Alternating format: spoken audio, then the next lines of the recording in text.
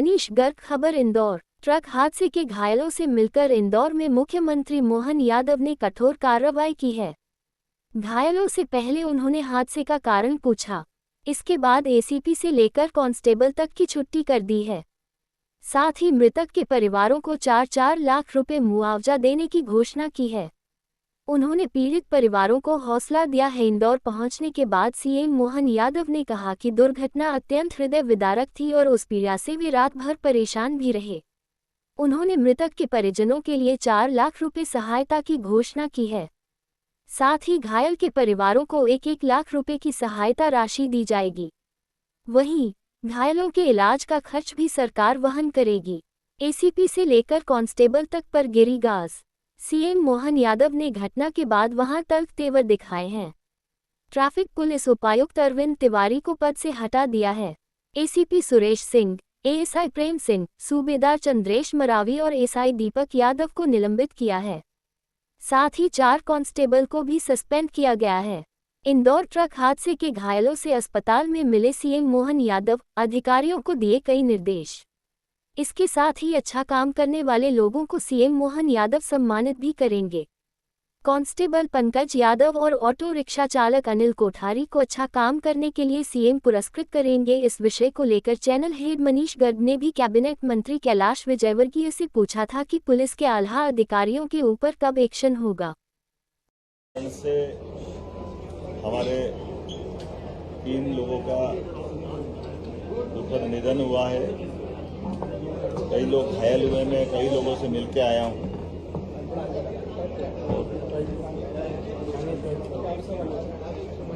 मिलके आने के साथ हमने सभी घायलों को पूरा इलाज कराने का, जिनकी ऑटो वगैरह टूटी उनको ऑटो दिलवाने का, प्रत्येक मृतक को 4-4 लाख रुपया घायल का पूरा इलाज कराने के अलावा भी 1-1 लाख रुपया उनके लिए भी, और 1-2 गरीब परिवार के जो खासकर जिनका पति भी घटना के शिकार हुए हैं उनके, और जो बच्चे जिनके छोटे उनकी पढ़ाने की चिंता भी हमारी अपनी सरकार के माध्यम से करेंगे।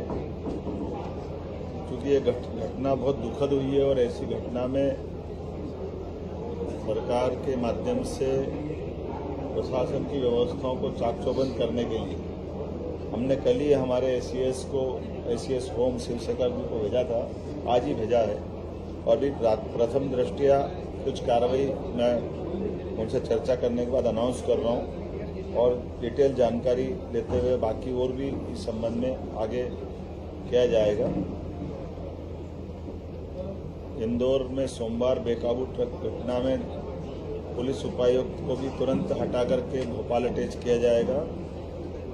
सुदेश सिंह सहायक पुलिस आयुक्त, प्रेम सिंह एएसआई, चंद्रेश मरावी प्रभावी सूबेदार सुपर कॉरिडोर चौराहा, दीपक यादव निरीक्षक एरोड्रम की प्रथम दृष्टया लापरवाही पाने जाने से इनकी जिम्मेदारी निर्धारित करते हुए तत्काल प्रभाव से इनको निलंबित करने की कार्रवाई की जा रही है। इसके साथ ड्यूटी पर तैनात सभी कांस्टेबलों को भी निलंबित किया जाएगा। 4 पुलिस कांस्टेबल, अपर आयुक्त, मुख्य गृह सचिव घटना की जांच करके आगे की कार्रवाई प्रस्तावित करेंगे। जिस कांस्टेबल ने अच्छा काम किया है, पंकज यादव ने या और जो बताया गया है, इनको भी पुरस्कृत किया जाएगा। अनिल पिता लाल सिंह कोठारी जिन्होंने अपनी रिक्शा में 4 लोगों को बचाया जिसमें 2 साल का बच्चा था, इसको भी पुरस्कृत किया जाएगा। और स्थानीय जो लोग और भी जिनको ध्यान में आएगा कि जिनने ऐसी घटना में अपने आप का बड़ा योगदान दिया, ऐसे सब लोगों को जानकारी दे करके भविष्य में होने वाली घटनाओं में ऐसे अच्छे लोग जो जान की बाजी लगा करके कुछ लोगों को बचाते हैं, मदद करते हैं, उनका भी ध्यान रखने का, उनके बारे में यथायोग्य प्रकार से पुरस्कृत करते हुए नगर निगम, जिला प्रशासन भविष्य में ऐसी घटनाओं को रोकने के लिए वो सारे प्रबंधन करने के लिए भी कहा कि कहीं ई नाका या हमारी डोम कैमरे या कभी कोई कारण से ऐसे वाहन बेकाबू होकर जाए तो उसके रोकने के भी साधन उपलब्ध कराएं, ताकि ये ऐसी घटनाओं को रोकने में स्टाफर या जो हो सकते हैं वो सब प्रबंधन आज के दृष्टि से भी प्रस्तावित करने के लिए मैंने एससीएस को कहा है कि वो सब देखे। ये जो हमारे हैवी ट्रैफिक से संबंधित ऐसे मार्ग हैं जिनका यातायात का भीड़ के दबाव का आकलन कर ले, कैसे कैसे इनको कंट्रोल कर सकते हैं। जरूरत पड़ेगी तो एलिवेटेड रोड वगैरह बनाना हो, एलिवेटेड ब्रिज बनाना हो, जैसे भी कर सकते हैं वो सब तरह से विचार करने के लिए इंदौर में दोबारा ऐसी घटना न हो, इसके प्रबंधन करने का मैंने निर्देश दिए हैं।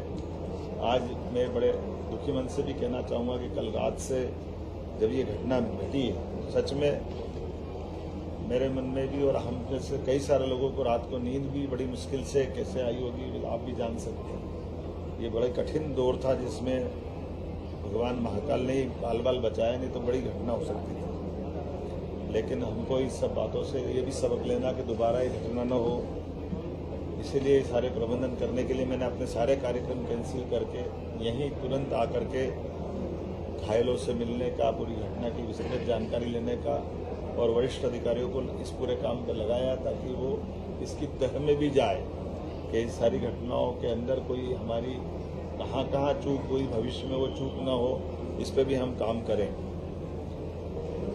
एक और कल हमारे लिए सौभाग्य की बात है, यशस्वी प्रधानमंत्री का इंदौर आगमन हो रहा है। माँ अहिल्या की नगरी में उनका आगमन हमारे लिए एक अलग अवसर भी दे रहा है। जब यहाँ पुराने समय में इंदौर, उज्जैन, रतलाम, ग्वालियर कॉटन मिल हुआ करती थी, जब कॉटन की बड़ी बड़ी इंडस्ट्रियाँ चलती थी, राजा महाराजाओं अंग्रेजों के काल में बड़ी बड़ी इंडस्ट्रियों से लोग रोजगार पाते थे।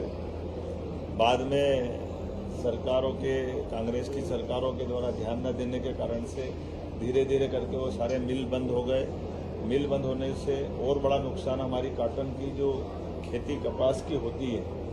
ऐसे में हमारी सरकार ने प्रयास किया कि ये वापस कॉटन कैपिटल हमारा राज्य बने, कपास की खेती को फिर प्रोत्साहन दे और फसल से लेकर के धागा, धागा से लेकर कपड़ा और कपड़े से रेडीमेड गारमेंट्स की हमारी अलग अलग प्रकार की निर्यात इकाइयाँ काम करें। इसलिए 6 लाख से ज़्यादा किसानों की मदद करने के लिए और इस धार के पास बदनावर तहसील में बड़ा इंडस्ट्रियल पार्क, पीएम मित्रा पार्क बनाने की जो हमारी अपनी योजना है, कल माननीय प्रधानमंत्री जी उसका भूमि पूजन करने आ रहे हैं। इस अवसर पर स्वस्थ नारी सशक्त परिवार और पोषण अभियान की भी वो शुभारंभ करेंगे।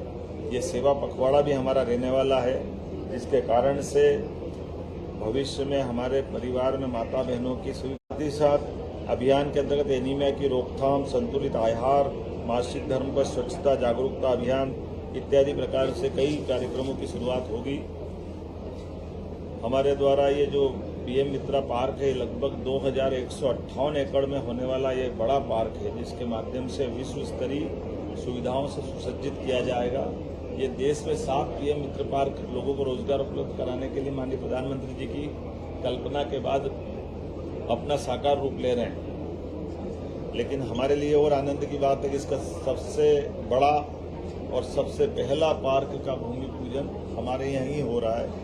और इसकी एक और बात है कि जब हमारे विकास का शुभारंभ होगा, मई समान रूप से 11 तारीख तक पूरे पार्क की सभी लैंड का अलॉटमेंट देश के बड़े बड़े स्वनाम धन्य सारे कॉटन और कॉटन से जुड़े हुए इंडस्ट्री वाले, सभी प्रकार के कपड़ा बनाने वाले हमारे उद्यमियों ने हमारे इस पूरे प्रोजेक्ट के लिए अपनी बढ़ चढ़ कर के भूमि अलॉटमेंट में हमारी आज की स्थिति में सारी जमीनों के प्रोजेक्ट के प्रस्ताव को सभी उद्योगपतियों ने न केवल लिया है, बल्कि उसकी राशि जमा कराने की दिशा में भी ठोस कदम बढ़ा करके वो आगे बढ़े। तो ये एकमात्र ऐसा पार्क बनेगा, इस इंडस्ट्रियल पार्क, जिसमें एक तरफ इंफ्रास्ट्रक्चर के काम भी होंगे, दूसरे समान रूप से इंडस्ट्रियों के अपने अपने निर्माण भी चालू हो जाएंगे। अर्थात ये ऐसा नहीं कि खाली हम अपने निर्माण पार्क के अंदर की सड़क और अधोसंरचना के करेंगे, कारखाने बाद में आएंगे, ये दोनों एक साथ होंगे। मैं इस बात के लिए हमारे राज्य के युवाओं की दृष्टि से, गरीबों की दृष्टि से, महिला और किसानों के लिए ये कपास और बाकी सब लोगों के लिए रोजगार के बड़े अवसर देगा, जब इसमें 1 लाख से ज़्यादा लोगों को रोजगार मिलेगा और 6 लाख से ज़्यादा किसान परिवारों को इसको लाभ मिलने वाला है। यहीं पर हमारा 20 MLD का कॉमन ट्रीटमेंट प्लांट, 10 MVA का ऊर्जा संयंत्र, पानी बिजली की सुरक्षा की आधुनिक सड़कें बनाने की, 81 प्लग एंड प्ले यूनिट्स इत्यादि कई प्रकार के काम हम यहाँ करने वाले हैं। PM मित्रा पार्क में भरोसा जताते हुए अभी तक 23,146 करोड़ के निवेश के प्रस्ताव हमको मिल गए हैं। ये अभी हमारे लिए बहुत बड़ी अपने आप में, और इसी के साथ साथ वस्त्र उद्योग से जुड़े बड़े संगठन और उद्योग समूह ने निवेश के बारे में अपने प्रस्ताव हमको दे दिए हैं। धार से निर्मित वस्त्र और परिधान अब सीधे ग्लोबल अर्थात विश्व के मार्केट पे जाएंगे, जिसके कारण से मध्य प्रदेश टेक्सटाइल हब के रूप में जाना जाएगा। मैं मान के चलता हूं कि प्रधानमंत्री मोदी के 5F के अनुसार फार्म से फाइबर, फाइबर से फैक्ट्री, फैक्ट्री से फैशन और फैशन से फॉरेन तक ये वैल्यू चेन हमारे यहाँ बनने वाला रहेगा। हमारे बीच में आज जब ये मैं पार्क की बात कर रहा हूँ तो इसके आधार पर कई सारी सौगातें और भी मिलने वाली है। और सेवा पखवाड़े के माध्यम से 17 सितंबर से 2 अक्टूबर तक स्वच्छता सेवा अभियान, जिसकी जन भागीदारी, स्वच्छता सेवा, जन कल्याणकारी कार्यक्रम अलग अलग प्रकार से जो हमने पूर्व में बताए हैं, मैं इस अवसर पर एक बगिया माँ के नाम से लगा करके हमारे स्पोर्ट्स की सभी प्रकार की एक्टिविटी और बहुत सारे कामों के बारे में भी हमारी अपनी सरकार के माध्यम से सामाजिक संगठन, राजनीतिक दल सबको जोड़ करके इस पर काम कर रहे हैं।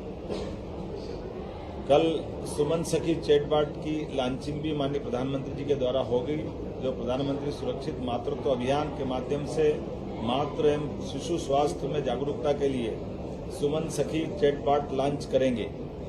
सिकल सेल स्क्रीनिंग के 1 करोड़वें कार्ड का भी कल वितरण, एक तरह से हमने ये अलग अलग प्रकार की सिकल सेल एनीमिया की जांच का जो अभियान चलाया, लगभग 1 करोड़ लोगों की जांच हमने करी है। ये बड़ा अभियान, तो इसका 1 करोड़वा कार्ड कल हम वितरण करेंगे। प्रधानमंत्री मातृ वंदना योजना के अंतर्गत मातृत्व के सम्मान, सशक्तिकरण, ऐसे कई कामों को हाथ में लेकर के देश भर की पात्र महिलाओं के खाते में भी योजना की राशि अंतरित करेंगे, जिसमें 1 लाख से ज्यादा माताएं बहनें हमारे राज्य में भी लाभान्वित होगी। आज के इस अवसर पर मैं पुनः कल पधारने वाले माननीय प्रधानमंत्री जी का आपके माध्यम से अभिनंदन करूंगा। आज के इस दौर में जब स्वदेशी के भाव को बढ़ावा देते हुए अतीत का वो गौरवशाली पृष्ठ को माननीय प्रधानमंत्री जी के माध्यम से हम पुनः जीवंत कराएंगे, जब न केवल रोजगार मिलेगा और रोजगार भी हमारे किसानों के द्वारा उत्पादित फसल के लिए कपास के आधार पर वापस हमारा वो दौर वापस आने वाला है। आइए हम सब माननीय प्रधानमंत्री जी का पलक पावड़े बिछा करके अभिनंदन करने वाले हैं और उनके माध्यम से रोजगार की जो सौगात मिल रही है, ये कई लोगों के जीवन में बदलाव लाएगी। युवा, महिला, गरीब, किसान सबके जीवन के लिए कल का दिन मील का पत्थर रहेगा। मैं आज के इस अवसर पर खास करके जैसे कल बीती घटना के कारण से मेरा मन भी व्यथित है, हम सब इस दुख में भी शामिल हैं, लेकिन एक बाबा की लीला है, कोई ऐसा खराब समय था जिसके कारण ये घटना घटी है। लेकिन मैं आश्वस्त करता हूँ अधिकारियों को, हमने ताकीद किया है किसी हालत में दोबारा ऐसी घटना नहीं घटे।